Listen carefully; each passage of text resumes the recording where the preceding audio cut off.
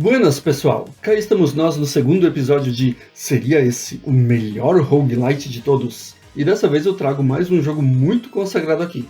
Um jogo que apenas gerou um novo gênero.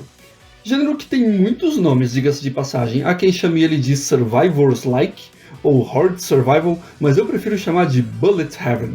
Afinal, num Bullet Hell, quanto mais balas na tela, pior, porque você tem que desviar de todas elas, e nesse aqui é o contrário. Quanto mais balas tiver na tela, melhor, porque você tem que encher elas de disparos para eliminar os inimigos. Enfim, sem mais enrolação, vamos falar de Vampire Survivors.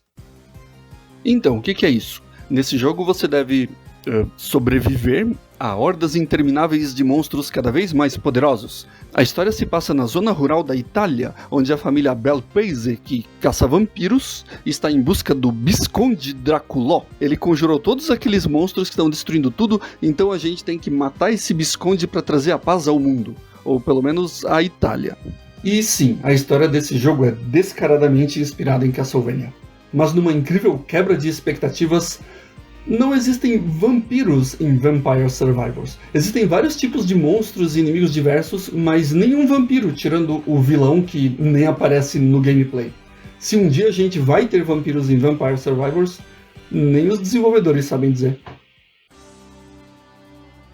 Pensa num esquema simples que funciona bem. O personagem fica atacando o tempo todo, mas você não precisa fazer isso porque o ataque acontece automaticamente.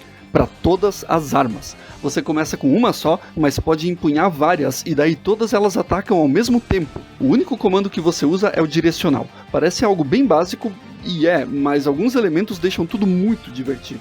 Os monstros derrotados deixam joias de experiência que vão para essa barrinha azul. Sempre que ela encher, você pode escolher uma nova arma, uma habilidade passiva ou melhorar as armas e habilidades que já possui. As suas capacidades crescem rápido e muito, e podendo segurar 6 armas e 6 passivas, dá pra fazer uns combos loucos e ataques devastadores de encher a tela, coisa absurda. Sem falar que ficar coletando as joias é sempre uma sensação boa. Você se arrisca em avançar nos lugares onde massacrou trocentos inimigos para pegar as joias tudo, ou deixa elas lá para garantir a sua sobrevivência. Eu adoro esse tipo de decisão no meio da ação, e as recompensas são visíveis e tentadoras. Mas a tela também enche de inimigos, cada vez mais numerosos e resistentes. Essa é a parte da jogabilidade que, na minha opinião, é simples demais. O comportamento de praticamente todos os monstros é igual, só caminhar na sua direção. Alguns têm comportamentos levemente diferentes, mas é exceção. Porém, é até bom o jogo ser assim, porque você já tem que se preocupar com olha quanto bicho!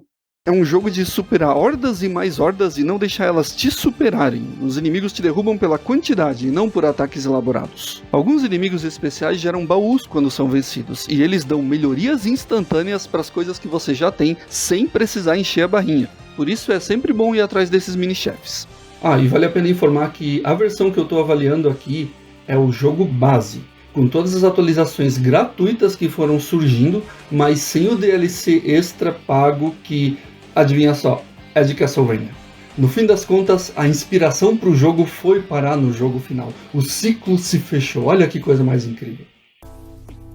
O progresso em Vampire Survivors é rápido e satisfatório, igual ao jogo principal. Como esperado em roguelites, ao morrer ou completar a tentativa, você volta pro começo. Ei! E com o dinheiro que coletou nas jogatinas, dá pra comprar vários upgrades antes de voltar pra luta. Eu acho sensacional esse formato cheio de opções, onde você define o que melhorar e em que ordem, e se mudar de ideia, dá pra vender tudo sempre que quiser sem nenhuma penalidade e sair escolhendo outras coisas. Mas além disso, conforme você joga, vai notar alguns ícones aparecendo no mapa. Além de armas e passivas, eles podem ter relíquias, ou seja, itens únicos que destrancam diversos recursos. Nessa hora fica claro que o objetivo do jogo não é só sobreviver, mas vão surgindo algumas quests aqui e ali de forma bem sutil. E além disso, depois de cada tentativa você vê as conquistas que alcançou, e no menu principal dá pra ver as que falta alcançar.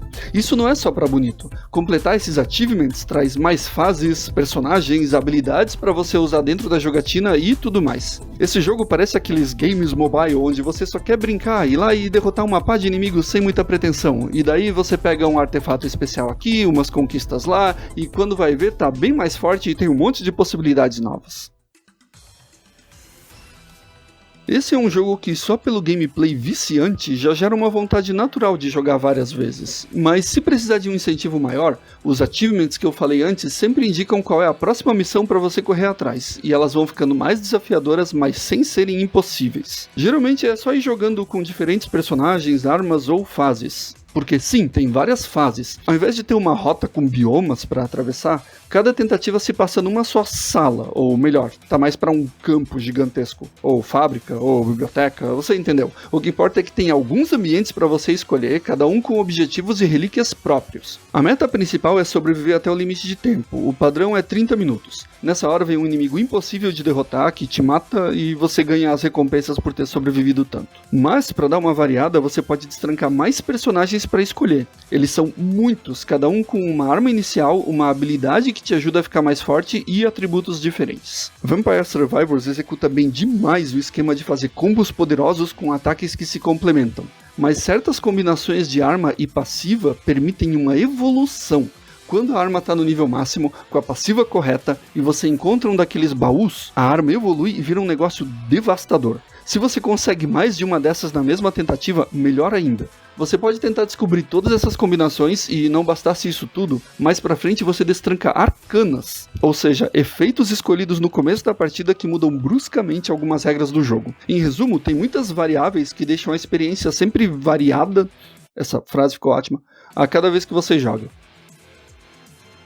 A identidade de Vampire Survivors, ela faz o seu trabalho. O gráfico é um pixelado básico, mais bonito, porém na maioria dos casos as animações são de movimento apenas. Os ataques são outros elementos visuais fora do personagem. A música é muito boa, algumas são sensacionais e elas complementam bem a ação com elementos sombrios e sinistros. Porém, como as fases podem durar até meia hora, as melodias tendem a enjoar pelo caminho. O som só dá uma pausa quando você encontra um baú, porque daí acontece uma cerimônia dessas.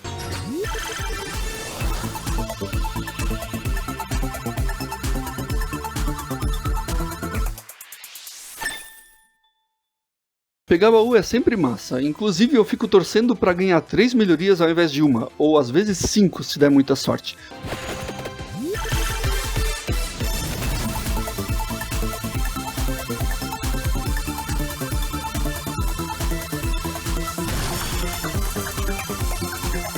Um dos pontos altos da jogatina. E depois disso, a música tá aí de volta. Já os efeitos sonoros, apesar deles também serem simples, os vários sons dos seus ataques, os inimigos sendo atingidos e tudo o que acontece gera uma sensação um tanto sinestésica.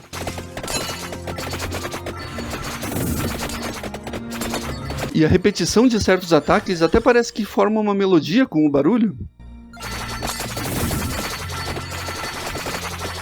O resultado é algo como isso aqui. Dopamina!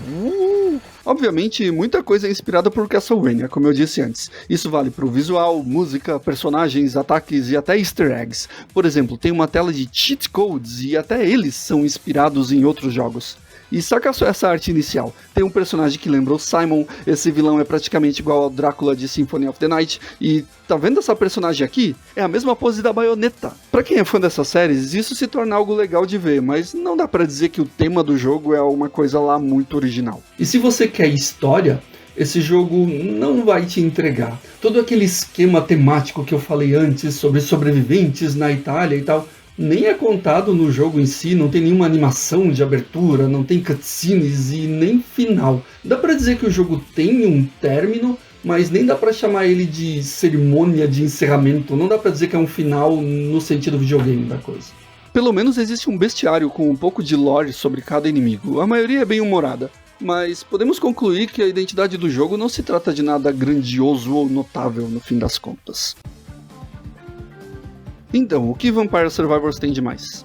Bom, o jogo basicamente criou um gênero que gerou trocentas imitações e inspirações. Isso por si só já merece um mérito significativo. E o que mais? Tem modo cooperativo para 2 jogadores, o que pra mim é bem-vindo pra caramba. Tem versão para celular, ou seja, você pode levar o vício pra qualquer lugar.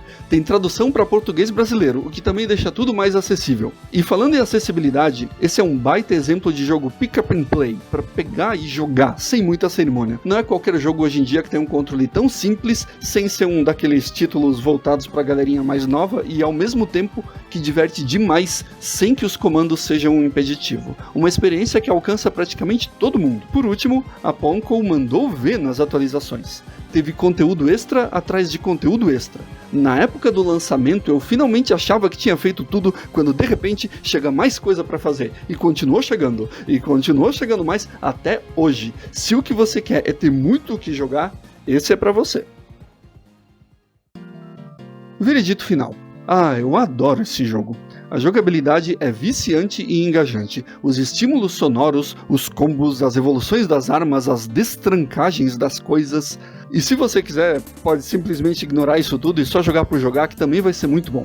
Vampire Survivors faz o tempo passar voando. Porém, os gráficos são apenas bons, a música é ótima, mas não varia muito, e a história é praticamente nula para quem se importa com isso. Embora o foco desse jogo definitivamente não é entregar uma trama de qualidade. E na verdade isso serve para muita coisa. Não é um jogo para ter gráficos impecáveis ou trazer uma experiência cheia de complexidades e nuances. Tirando os combos que eu falei, o que ele se propõe é um gameplay estimulante, habilidades que formam combos destruidores e ondas de inimigos cada vez mais desesperadoras. E até dá pra dizer que essa jogabilidade é meio repetitiva depois de um bom tempo jogando, mas eu não me importo se algo é repetitivo desde que esteja me divertindo, e esse jogo me diverte por muito tempo. O resultado é um game que eu não posso chamar de o melhor roguelite de todos, mas Vampire Survivors é absolutamente sensacional.